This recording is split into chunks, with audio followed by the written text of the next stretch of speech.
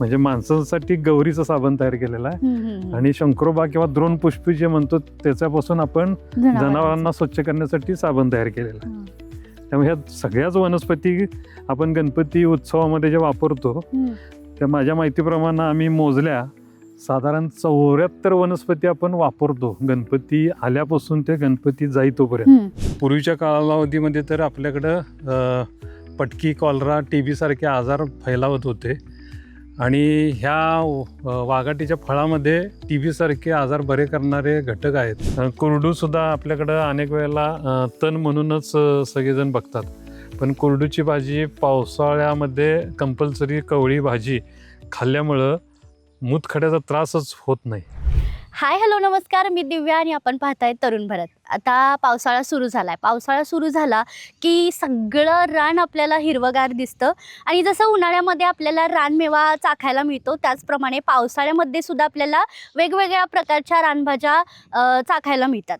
आणि ही निसर्गानं दिलेली मानवाला एक देणगी आपण समजू शकतो. आणि आता आपल्यासोबत अनिल चौगले, निसर्गप्रेमी अनिल चौगले सर आणि त्यांच्या 2 कन्या आहेत, त्यांच्यासोबत आपण बोलणार आहोत. आणि पावसाळ्यामध्ये ज्या विविध प्रकारच्या रानभाज्या आपल्याला पाहायला मिळतात त्या आज आपण प्रत्यक्षात बघणार आहोत. चला आपण जाऊया. नमस्कार सर. नमस्कार.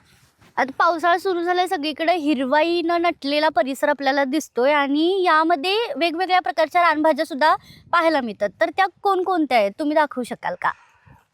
सगळ्यात महत्त्वाचं की दरवर्षी आपल्याकडं पावसाळ्यामध्ये एकूणच सगळीकडंच रानभाज्यांचा खूप मोठा ठेवा आपल्याला जतन केलेला दिसतोय. आपण रानभाज्या म्हटलं की त्या कोणी लागवड केलेल्या नसतात, तर त्या पावसाच्या पाण्यावरच आलेल्या असतात. गेली 2010 सालापासून आपण कोल्हापुरामध्ये रानभाज्यांबद्दलचा संवर्धनाचा उपक्रम हाती घेतला आहे. आता 2026 वर्ष उजाडले, तर हे वर्षसुद्धा महिला शेतकरी वर्ष आणि शाश्वत विकास असं साजरं करण्याच्या निमित्तानं ह्या वर्षी तर महिलांच्या माध्यमातून रानभाज्यांचं संवर्धन मोठ्या प्रमाणात करायचं ठरवलं आहे. तर ह्याच्यामध्ये रानभाज्यामध्ये आता विविध प्रकार अभ्यासानं लक्षात आलेले आहेत की काही रानभाज्या ज्या आहेत त्या तणवर्गीय आहेत, काही रानभाज्या आहेत त्या झुडूपवर्गीय आहेत, काही रानभाज्या ज्या आहेत त्या मला वाटते वृक्षवर्गीय आहेत आणि काही रानभाज्या त्या वेलवर्गीय आहेत. तर आपण अशा आता 4 भागामध्ये जर विभागलं गेलं तर पावसाळ्यामध्ये सुरुवातीला म्हणजे तणवर्गीय भाज्या आपल्याला जास्त आढळून येतात आणि विशेष करून उन्हाळ्यामध्ये वृक्षवर्गीय भाज्या आढळून येतात. तर मला वाटतं की आपण आता पहिल्यांदा पावसाळा सुरू झाला आहे तर चांगल्या पद्धतीनं टाकाळा नावाची रानभाजी छान आता उगवलेली दिसते. आता टाकाळ्यामध्ये 2 प्रकार असतात, ज्याला 6 पानं असतात. असा टाकाळा हा खाण्याचा टाकाळा आहे आणि याला पुढं फुलं येतात आणि त्यानंतर चवळीच्या शेंगासारखी त्याला शेंगा लागतात. तर चवळीच्या शेंगासारखी शेंगा आणि 6च पानं असतात असा जो टाकाळा असतो ती भाजी खाण्याच्या पद्धतीची खायला योग्य आहे. तर ही त्वचा विकारासाठी ही रानभाजी फार महत्त्वाची आहे. ही उग्र वास असतो याला, त्यामुळे बऱ्याच वेळेला ह्याला कोणच ह्याच्याकडे बघत नाही आणि उग्रवास असल्यामुळे कोण ह्याला खाल्लं जात नाही. पण पावसाळ्यामध्ये आपल्याला बऱ्याच वेळेला खूप भिजलं जातं आणि कपडे लवकर सुकत नाहीत, भिंती ओल्या असतात, त्यामुळे आपल्याला त्वचा विकाराचे त्रास जास्त करून जाणवतात. तर त्वचा विकार कमी करण्यासाठी ही रानभाजी सेवन करणं ही आयुर्वेदामध्ये सांगितलेली आहे. त्यामुळं मला असं वाटतं की काही भाज्या जसं आपण कडू कारलं जसं खातो तसं ही जरी भाजी कडू जरी असली तरी ही पिळून काढल्यानंतर ती व्यवस्थित वापरून घेतली आणि सगळ्या ह्या पालेभाज्या ज्या आहेत त्या नुसत्याच न करता त्याच्यामध्ये कुठली ना कुठली तर डाळ तर घालावी किंवा शेंगदाण्याचं कूट तर घालावा किंवा तांदळाची कणी तरी घालावी किंवा कांदा लसूण तरी मिक्स करून करावी आणि त्या पद्धतीनं जर केल्या की ह्या भाज्या आपल्याला पचायला पण हलक्या असतात, सोप्या असतात आणि त्या सीझननुसार त्या ऋतुमानानुसार आपल्याला खायला पण उपयोगी पडतात. आता त्याच्या शेजारीच आपल्याला दुसरी ज्याला आपण रानभाजी आणि वृक्ष म्हणता येईल तर हा पळस नावाचा वृक्ष आहे. पळसाला पानं 3 म्हणतो आपण, तशी ही पळसाची पानं 3 आहेत. तर ह्याच्यापासून आपण पूर्वीपासून पत्रावळी करत होतो. ह्याच्या फुलांचा उपयोग हा रानभाजी म्हणून केला जातो. तर ह्याची फुलं छान पद्धतीनं उन्हाळ्यामध्ये फुलतात. भगव्या रंगाची, केशरी रंगाची फुलं केशरी. असतात. तर ही फुलं जर आपण गोळा केली, ही वाळवली, जी पावडर केली, तर चहापत्तीसारखा याचा उपयोग करता येतो आणि करतात. आदिवासी लोक याचा छान पद्धतीनं चहापोडीच्या ऐवजी पळसाच्या फुलाचाच पावडर करून तो चहापत्ती म्हणून त्याचा वापर केला जातो. ह्याच्या शेंगाची पण भाजी केली जाते. पळसाला चपट्या शेंगा असतात, आपण जसे पापडीची शेंग म्हणतो तशा पद्धतीची शेंग असते. त्यामुळे हे कमी पाण्यावर येणारं झाड आणि छान पद्धतीनं आपल्याला वृक्ष पण आहे आणि याच्या फुलांपासून आपल्याला छान पद्धतीने चहा पण मिळतो. म्हणजे आपण वेगवेगळ्या फॉर्ममध्ये जर रानभाज्या खायच्या ठरवल्या, म्हणजे आपल्याला चहातून सुद्धा आपल्याला रानभाजी खाता येईल, नुसत्या भाकरीबरोबर पण आपल्याला खाता येईल आणि अजून वेगवेगळ्या रेसिपीतून आपल्याला ह्या रानभाज्या खाता येतील. त्यामुळे इथं दोन्ही म्हणजे वृक्षवर्गीय पण रानभाजी आहे आणि तणवर्गीय पण रानभाजी आहे. आता आपण पुढे जाऊया थोडंसं. तर इथं मोरशेण नावाची भाजी, ही मोरशेण नावाची भाजी आहे. ह्याच्या पानावरून आपल्याला लक्षात येईल की मोराची जशी पिसं असतात तशी याची पानाची रचना असते, म्हणून याला मोरशेण म्हणतात. ही सुद्धा तणवर्गीयच भाजी आहे. पण मेथीची भाजी जशी आपण करतो तशी छान पद्धतीने केली ही चवीला खूप सुंदर आहे. आणि विशेष करून मला असं वाटतं की आपल्याकडं जे व्याधी आपल्याला होतात झाल्यानंतर आपण उपचार करण्यापेक्षा होऊनच म्हणून जर आयुर्वेदामध्ये जो शास्त्र सांगितलंय, तर ह्या मला वाटते भाज्या की युरिक ॲसिड ज्यांचं वाढलंय ते कमी करण्यासाठी ह्या भाजीचा उपयोग चांगला होतो. आणि ही भाजी अजून वेगवेगळ्या व्याधींसाठी वापरली जाते. पण ही पावसाळ्यामध्येच तणवर्गीय भाजी छान पद्धतीने येते आणि ह्याचं बगल तिकडं माळ रानावर ही पसरलेली असते. त्यामुळे ही खायला सुद्धा खूप एकदा खाल्ली की माणसं परत परत खायला मागतात. आणि ही भाजी आता भविष्यकाळामध्ये बाजारात कशी विकायला येईल ह्यासाठी सुद्धा आपण काही महिलांना प्रबोधन करण्याचं काम सुद्धा चालू आहे. ही मला वाटतं आपल्याला सर्वांना परिचय जे असेल हे सुद्धा तणच आहे, पण आपण आगाडा म्हणतो याला. गणपतीला आवडणारा ही वनस्पती आहे आणि आपण गणपतीला आवर्जून गणपती उत्सवाच्या वेळेला ही वापरतो.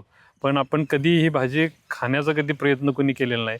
ही भाजी विशेष करून वजन वाढणाऱ्या लोकांनी वजन कमी करण्यासाठी ही आघाड्याच्या भाजीचा उपयोग होतो. ह्याच्या पानाची छान पालेभाजीसारखी भाजी करता येते आणि याची भजी पण सुंदर होती. आणि म्हणून मला असं वाटतं की आपण गणपती उत्सवाच्या वेळेला नुसते गणपतीला आघाडा वाहण्यापेक्षा त्याचा प्रसाद म्हणून सुद्धा जर ही भाजी जर आरतीच्या वेळेला जर लोकांना वाटली तर मला वाटतं रानभाजीचं सेवन पण होईल आणि लोकांना एक पौष्टिक असा प्रसाद पण मिळेल. त्यामुळं ही आघाडा फक्त गणपतीला घालण्यापुरता न वापरता लोकांनी त्याचं सेवन केलेलं स्वतःसाठी सुद्धा वापरायला हरकत नाही आणि हा प्रसाद म्हणून सुद्धा वाटायला हरकत नाही.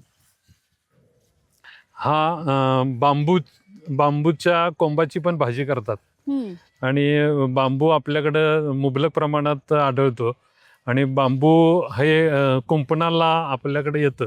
तर बांबूचे छोटे छोटे कोंब असतात, त्या कोंबाची भाजी करतात. तर असे कवळे कोंब पावसाळ्यामध्ये भरपूर उगवतात.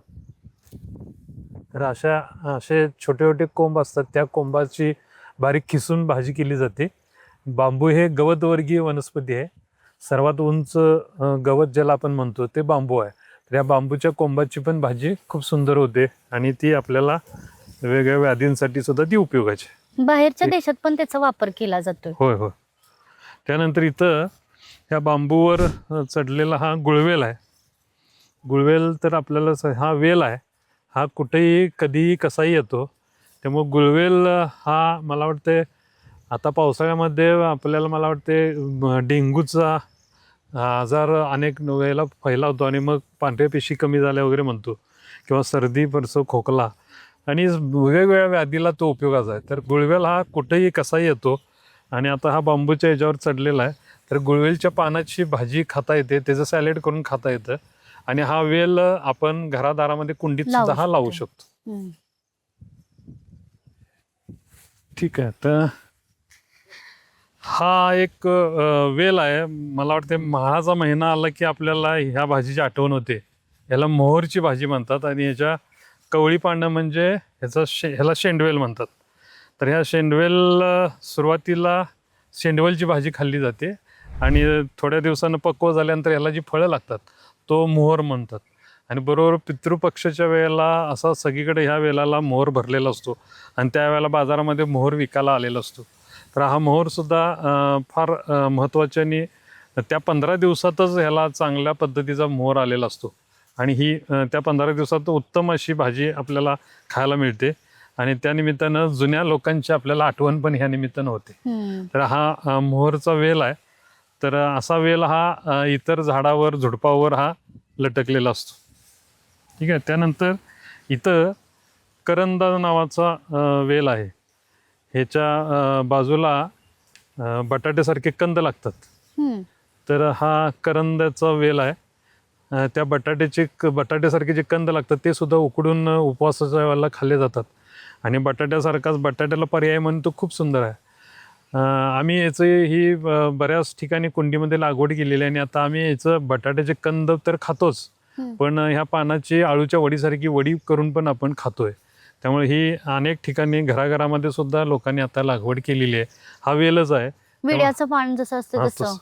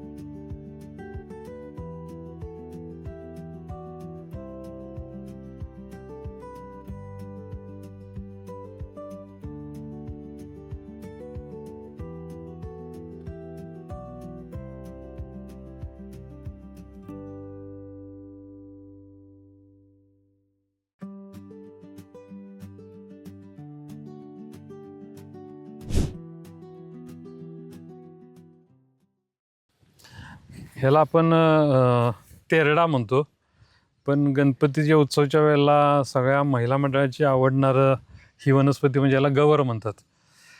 अशा बऱ्याच गौरीचे आपल्या पश्चिम घाटामध्ये व्हरायटी आहेत.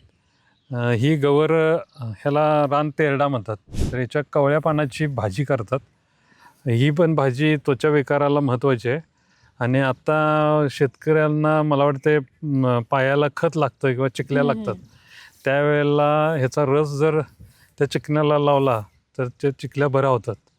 म्हणजे मेडिकलमधलं मलम लावण्यापेक्षा ह्या गौरीच्या पानांचा उपयोग केला तर खूप सुंदर आहे. सगळ्यात महत्त्वाचं की हिची भाजी कवळी असताना आता सुरुवातीच्या काळात हिची भाजी करून खायला हरकत नाही, पण गणपतीच्या वेळेला ही जून होती आणि हे तण आहे म्हणून शेतकऱ्याला डोकेदुखी आहे म्हणून पूर्वीच्या लोकांनी विचार करून हे आपल्याला उत्सवामध्ये घातलेले आहे, जेणेकरून लोक हे महिला मंडळ सगळं हे गौरीची एक एक पेंडी तयार करून सणासाठी वापरली जाते. पण ही आपण शेतात नांदतोय आणि ह्याचा वापर आपण गौरी गणपतीला करतोय आणि विसर्जनाच्या वेळेला ही पाण्यात नेऊन टाकतो. पण निसर्गाचा नियम काय, ज्याच्याकडून घेतलंय त्यालाच द्यावं. हे मातीकडून घेतलंय तर मातीलाच परत करावं आणि त्या अर्थानं गवर मला वाटते की त्वचा विकाराला महत्त्वाचे आहे. त्यामुळे लोकांनी गणपती उत्सवामध्ये वापरल्यानंतर ह्याचं छान पद्धतीनं स्वतःच्याच गौरीचा सगळं निर्माल्य तर आपण जर वाळवलं, तिची पावडर केली तर हे उठण्यासारखा वापर करता येतोय. ह्याचा मेहंदीमध्ये वापर करता येतोय. त्यामुळे ही ह्याचा रंग पण छान होतो, ज्या फुलाचा पण रंग होतो आणि पानाचा पण रंग होतो. आणि सगळ्यात महत्त्वाचं ह्याचा आपल्या संस्थेमार्फत आपण ह्याचा अर्क काढून ह्याचा छान पद्धतीनं साबण पण तयार केलेला आहे. साबण? हां. त्यामुळं मला असं वाटतं की ही एवढी उपयोगाची असणारं तणवर्गीय गवर वनस्पती आहे, ही विचार करून आपल्या सणांमध्ये घातलेली आहे. पण आपण फक्त सण उत्सवापुरत वापरतो आणि हे निर्माल्य म्हणून देतो. पण असं टाकून न देता ह्याचा परिपूर्ण आपण ह्या वर्षी वापर करूया, असंच ह्या निमित्तानं आपल्याला सांगायला लागेल. ही छान आपल्या भागातली रानभाजी. शंकरोबा पण असतो, त्याचं काय? का सेमच आहे ते पण? शंकरोबा पण वेगळाच आहे. शंकरोबा त्याला द्रोणपुष्पी म्हणतात. तर तो द्रोणपुष्पी पण आपल्याला ती पण तणवर्गीयच वनस्पती आहे, ती पण माळ रानावर येते आणि तिचं वैशिष्ट्य तिची पण आपल्याला भाजी करता येते आणि त्याचा ती सुद्धा त्वचा विकारालाच महत्वाची आहे. आणि जनावरांच्या अंगावरच्या गोचड्या किंवा जनावर स्वच्छ करायला त्याच्यापासून साबण तयार केलेला आहे. हा. म्हणजे माणसांसाठी गौरीचं साबण तयार केलेलं आहे. आणि शंकरोबा किंवा द्रोणपुष्पी जे म्हणतो त्याच्यापासून आपण जनावरांना स्वच्छ करण्यासाठी साबण तयार केलेला आहे. त्यामुळे ह्या सगळ्याच वनस्पती आपण गणपती उत्सवामध्ये जे वापरतो त्या माझ्या माहितीप्रमाणे आम्ही मोजल्या साधारण 74 वनस्पती आपण वापरतो गणपती आल्यापासून ते गणपती जाई तोपर्यंत. एवढ्या वनस्पतींचा वापर आपल्याला करायला सांगितला आहे. तो फक्त वापरच करतोय पण त्याचा उपयोग आपण करत नाही. तर तो उपयोग करणं हे फार महत्वाचं आहे. आणि त्या अर्थानं सुद्धा ह्या वर्षी आपण गणपती उत्सवाच्या निमित्तानं ह्या सगळ्या आपण वनस्पतींचा औषधी वापर कसा करता येईल त्याचा आपण विचार करायला हरकत नाही. हे पात्रीची सापडली ना, ही पात्रीच आहे ना. हे तिथं जरा व्यवस्थित आहे का? ही पात्री नाही वाटत. नाही तिथं तिथली नाही, ही पात्री नाही वाटत. तेच मी म्हंटल तिला. फसव्या वनस्पती पण आहेत. ही पात्री, ही आता आपल्याला अगदी जमिनीला लगत उगवलेली ही पात्रीची भाजी आहे. पात्री सुद्धा ही सगळ्यांना माहीत असणारी आणि हल्ली बाजारामध्ये ही विकायला येणारी भाजी आहे. ही कच्ची सॅलेड म्हणून सुद्धा खायला हरकत नाही. आणि हिची थोडीशी स्वच्छ धुवून चिरून आपण कांदा लसूण घालून करायला पण हरकत नाही. ही आपल्या भागातली एकदम सुंदर आणि सर्वांना तशी परिचित असणारी भाजी आहे. हिचं नाव आहे पात्री. पात्री एक रोप लावलं तरी चालते, ते सगळीकडे पसरते. आमच्या पण रानात लावल्या. होय का? हे तुम्ही ग्रामीण भागातले जात? होय होय. कुठलं गाव? येवती. होय, इथले घरगुटी जवळ? गारगोटीच्या. बरं मग तुम्हाला माहिती आहे, मग काय बरं झालं. हा, पण ते मगाशी तुम्ही सांगितलं ते काय माहित नव्हतं मला. काय? ती ह्याची द्रोणपत्री. द्रोणपुष्पी ना, द्रोणपुष्पी ते शंकरोबा म्हणतात तेच. नाही, हे आता ह्या निमित्तानं जातं ते सगळं जरा माहिती पुढे येईल ना. ह्या भाज्या आपण रानातच बघतोय पण ह्या बाजारात जरा कमी प्रमाणात दिसतात. त्याच्यासाठी पण काहीतरी केलं पाहिजे. लोकांपर्यंत पोहोचलंच नाही त्या भाज्या. तेच ना. मग ते काय व्हायला लागले आपलं मीडिया. हा, चला की आपण मीडियाच्या माध्यमातून शहरात खूप अवेअरनेस झाला. शहरातल्या लोकांना खायला पाहिजे, पण करणारा नाही, जागा नाही ना. करतील पण करणारा वर्ग ग्रामीण भागात आहे. त्यामुळे ग्रामीण भागात हे कसं पोहोचवता येईल तेच म्हणतोय. त्या अर्थानं प्रयत्न करायला पाहिजेत. पण आता हे कृषी विभागानं करायला पाहिजे, पण ती एक दिवसच करतात. तुमच्या गावात आहेत काय भाज्या अशा? काय अशा एवढ्या नाहीत. पात्रीची एक आहे आणि त्या नजरेनं कधी बघितलंच नाही ना. नाही. मग खरं तुमच्या इथं असं जरा आहे का ऍक्टिव्ह महिला ग्रुप की त्यांना आपण परसबाग जर आपण तयार करायला लावल्या ना तर परसबागेमध्ये बऱ्याचशा भाज्या येऊ शकतात ना. होय, म्हणजे रेग्युलर भाज्या लावता त्याच्याबरोबर ह्या पण नाही ऑटोमॅटिकली मग गुळवेलची एक कांडी खुपसली की त्याच्या वेलावर चढणार आहे असं म्हणतोय.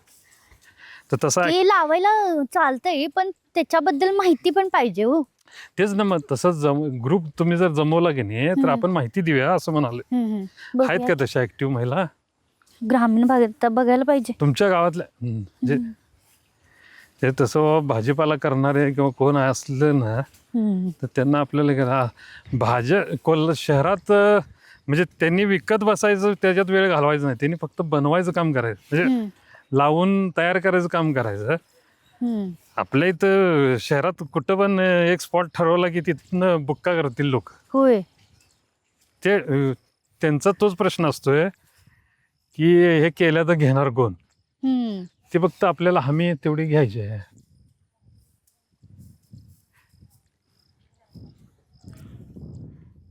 ही नालीची इथंच आहे वाटतं.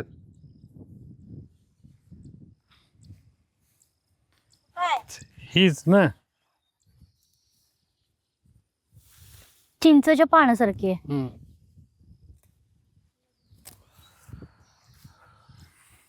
ही नाल म्हणतात ह्या भाजीचं नाव आहे. याला अगदी बाहुलीसारखी फुलं येतात पिवळ्या रंगाची आणि लाल रंगाची. तर हिची कवळी भाजी खूप सुंदर होते. ह्या भाजीला म्हणजे नाल म्हणतात आणि अशी पाटाच्या ह्याच्यातच ही उगवलेली असते.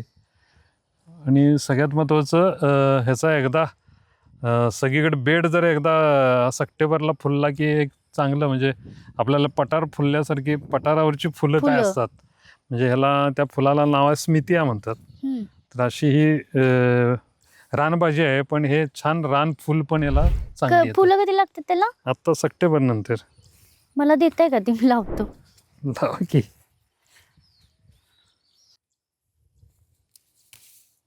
ही कुरडूची आहे. इथं पण आहे ना. हा एक काढा म्हणजे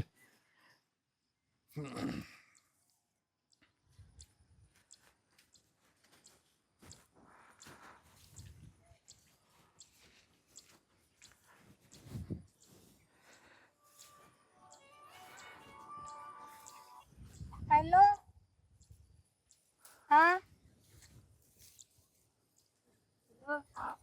ही एक रानभाजी आहे. ह्याला कपाळफोडी म्हणतात. हा वेलच असतो.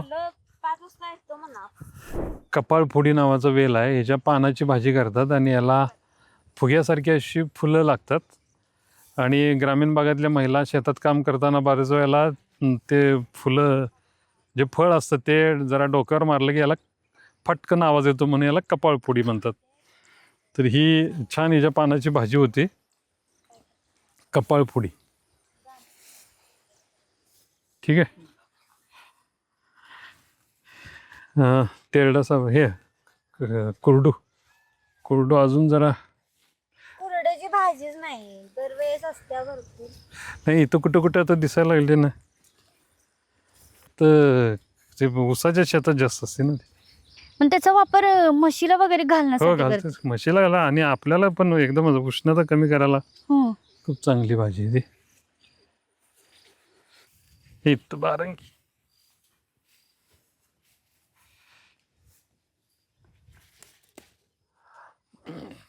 ही भारंगी नावाची रानभाजी आहे. ह्याला निळी फुलं लागतात. पावसाळ्याच्या सुरुवातीला आपण बऱ्याच वेळेला छत्री रेनकोट न वापरता जर पहिल्या पावसात आपण भिजलो की आपली छाती भरणं कप भरणं असे व्याधी आपल्याला होतात.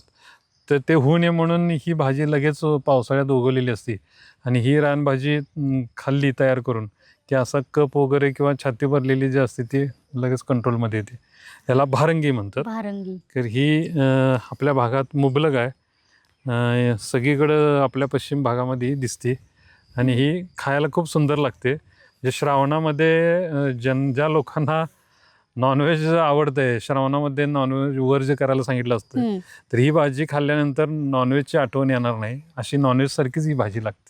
तर ते आता सगळ्या भाज्या आपण बघतोय त्या शिजवून वगैरे करून त्या खायच्या. पण ती शिजवायची नेमकी कशी? त्याची काय पद्धती वगैरे वेगवेगळ्या आहेत का सेमच आपण नॉर्मल भाजी शिजवतोय तसंच आहे? नाही ज्याची पानं जाड किंवा हेल्दी असतात त्या भाज्या जराशा पिळून वगैरे घ्यायच्या कडवटपणा कमी करायला. ज्याची पानं एकदम कवळी असतात ते डायरेक्ट स्वच्छ धुवून परतल्या तरी चालतात. त्यामुळे प्रत्येकाची त्याच्या रचनेनुसार आपल्याला तिची रेसिपी आपल्याला करायला पाहिजे. नॉर्मली कांदा लसूण घालून आपण करतोय तसंच. ही दुसरी कुरडूची भाजी आहे. कुरडू सुद्धा आपल्याकडं अनेक वेळेला तण म्हणूनच सगळेजण बघतात. पण कुरडूची भाजी पावसाळ्यामध्ये कंपल्सरी कवळी भाजी खाल्ल्यामुळं मूतखड्याचा त्रासच होत नाही. पण आपल्याकडं आता ही मिळायची कमी झाली आणि हे तणनाशक मारून ही भाजी आपल्याकडं शेतातून मारून टाकली जाते. त्यामुळे कुरडूची भाजी सहसा खायला आपल्याला मिळत नाही. होऊ नये म्हणून हे निसर्गानं केलेली एक किमी आहे. पण झाल्यानंतर सुद्धा याला ऑक्टोबर नंतर याला फुलं येतात. त्या फुलामध्ये बिया असतात. त्या बिया जर आपण गोळा करून ठेवल्या आणि ज्यांना मूतखड्याचा त्रास असेल त्यांनी जर कोमट पाण्यामध्ये थोडेसे अर्धा चमचा बिया टाकून जर प्यायला तर मूतखडा पडायलाच पाहिजे. म्हणजे होऊ नये म्हणून सुद्धा ही भाजी महत्त्वाची आहे आणि झाल्यानंतर सुद्धा ही भाजी महत्त्वाची आहे. म्हणून कुरडूची भाजी ही पावसाळ्यामध्ये कवळी असताना लोकांनी सेवन करणं ही गरजेची गोष्ट आहे.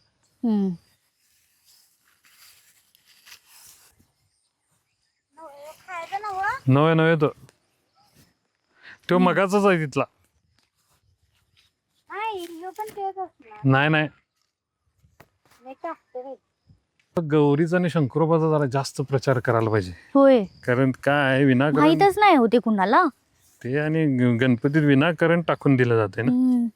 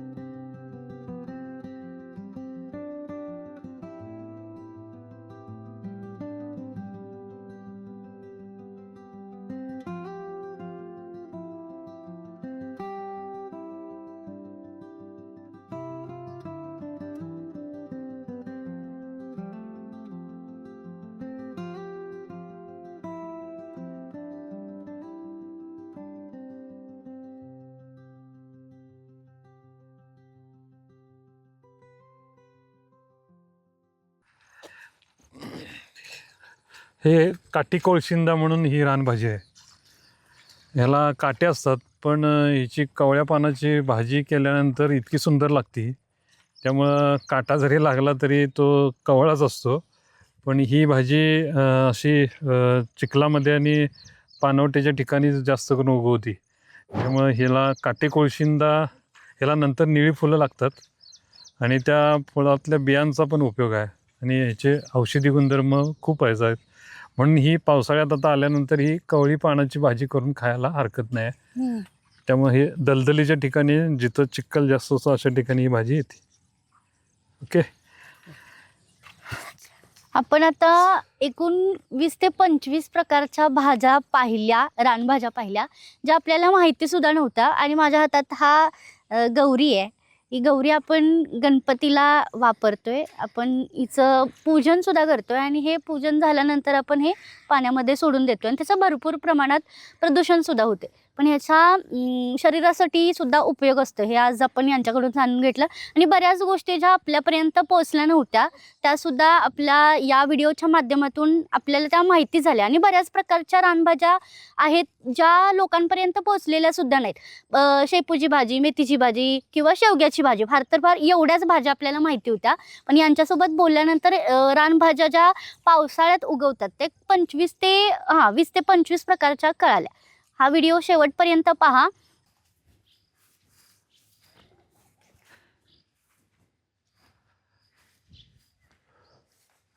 एक नाही लागत. पिकलेलं आहे ना.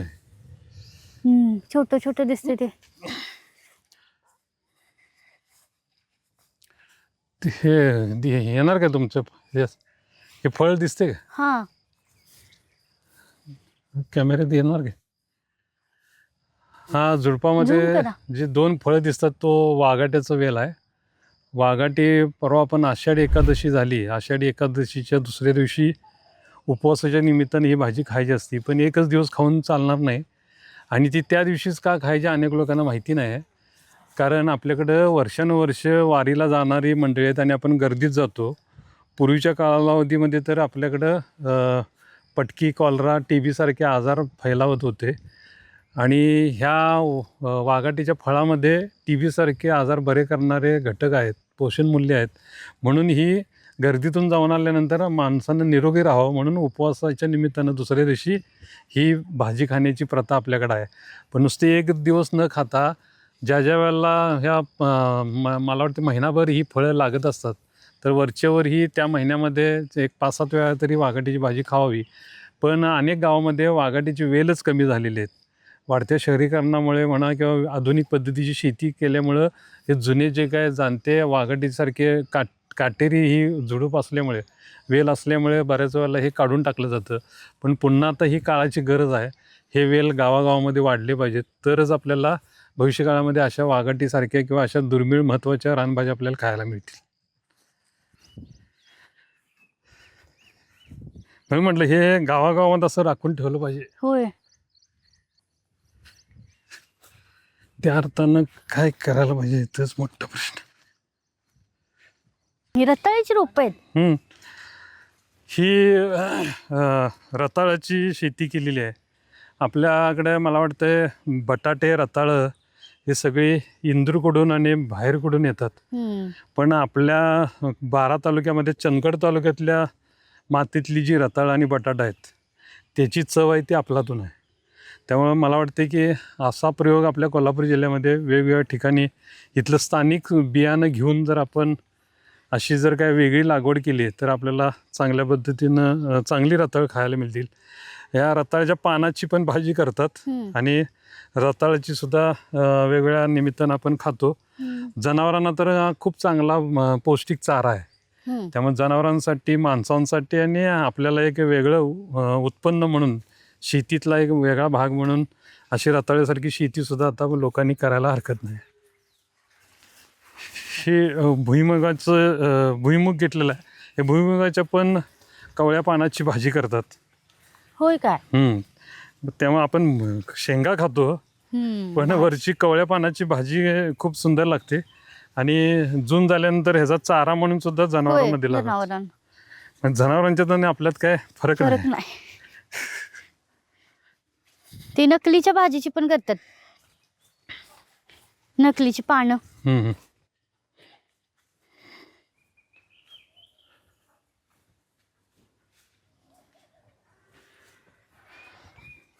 तुमचा हा सगळा युवती वगैरे हा पट्टा आहे की नाही, म्हणजे अगदी बिदरीपर्यंत अशा प्रत्येक गावातल्या 5-5 मुली जर सापडल्या की नाही, ह्या जैताळपासून म्हणजे आता ह्या गिरगावपासून ह्याच्यापर्यंत एक चांगलं टीमवर्क जर झालं की नाही तर फार भारी होईल. तुम्ही ते ह्याचं केलेलं ते काय झालं? कशाचं? मला फोन केलेला बघा त्या महिला. हा ही सुद्धा रानभाजीचा केना म्हणतात. हे सुद्धा शेतातलं तण म्हणूनच शेतकरी काढून टाकतो. ह्याला ग्रामीण भाषेमध्ये येळत म्हणतात. ह्याचं गरगट फतफत करतात आणि सगळ्यात महत्त्वाची जी भजी खूप सुंदर होती. मला हे सांगण्याचा हेतूच आहे की हे तण म्हणून किंवा तणनाशक मारून हे मारलं जातं आणि हे सगळं खराब केलं जातं. पण आपल्याकडं आता कोपऱ्याला बॉम्बे वडा मिळतो, चिकन 65 मिळतं, पण पावसाळ्यामध्ये अशी केण्याची भजी कुठं मिळत नाही. आणि जर हा एक रोजगार म्हणून जर याच्याकडे बघितलं तर हे असं तणनाशक मारण्यापेक्षा लोकांनी आत्ता ह्या पावसाळ्यामध्ये हे खाणं फार गरजेचं आहे आणि ह्याच्यामध्ये खूप पौष्टिक मूल्य आहेत. त्यामुळं केण्याचा उपयोग आपण गरगटे किंवा भजी करायसाठी वापरायला हरकत नाही. हा केना एकदम बघितलं की परत दिसत नाही. तिथं गेलेला तुम्ही? होय, तिथं गेलेलो. एकच मिनिट. नाही, ही एक मोहरीची एक आहे आणि तिथे तेच म्हटलं कुठे गेली. मी पिशव्या ठेवून आलो त्या सगळे हातात नाही. नाही तू झालं ही भाजी दाखवली बा, ही जर क्लोजमध्ये ही या भाजी ही पण रानभाजीच आहे. ह्याला भुयावळी म्हणतात. हे सुद्धा कुंडीतून शेतामध्ये तण म्हणून उगवलं म्हणून लोक काढून टाकतात. ह्याच्या पाठीमागच्या पानाच्या पाठीमागं असे छोटे छोटे आवळे आहेत म्हणून ह्या भाजीचं नाव आहे भुयावळी. तर ही सुद्धा खूप छान लागते भाजी आणि हायपर टेन्शनसाठी ही भाजी फार उपयोगाची आहे. त्यामुळं बऱ्याच वेळेला आयुर्वेदाच्या दुकानामध्ये बऱ्याच वेळेला असं एक औषध मिळते त्याच्यामध्ये हे वापरलं जातं आहे. पण हिची भाजीच करून खाल्ली तर काय पुढचा विषयच नाही. भुयावळी. दुसरी इथं ही मोहरीची भाजी म्हणतात. तर ही मोहरीची भाजीसुद्धा अनेक ठिकाणी उगवलेली असते. ही सुद्धा पौष्टिक आणि खायला पचायला खूपच हलकी असते. त्यामुळे ही सेम आपण इतर भाज्या करतो तशी करायला हरकत नाही. ही मोहरीची भाजी. अशा पद्धतीनं आपण रानभाज्या पाहिल्या ज्या आपल्याला माहिती सुद्धा नव्हत्या. आणि माझ्या हातात हा झाड आहे जे गौरी म्हणून आपण ओळखतोय. ही गौर आपण गणपतीमध्ये म्हणजे ह्याचं पूजन केलं जातं. पण ह्या गौरीचं असं सुद्धा म्हणजे खाण्यासाठी सुद्धा उपयोग होतोय. आणि बऱ्याच प्रकारच्या 20 ते 25 रानभाज्या आहेत ज्या आपल्याला माहिती नव्हत्या. आणि आज आपण निसर्गप्रेमी अनिल चौगले सर यांच्याकडून ह्या रानभाज्यांबद्दल माहिती घेतली. आणि ह्या रानभाज्या तुम्हाला माहिती होत्या का, किंवा तुमच्या परसबागेत ह्या आहेत का, किंवा तू पाहिल्यात का, हे मला कमेंटमध्ये नक्की सांगा. आणि हा व्हिडिओ आवडल्यास व्हिडिओला लाईक, शेअर, सबस्क्राईब करायला विसरू नका.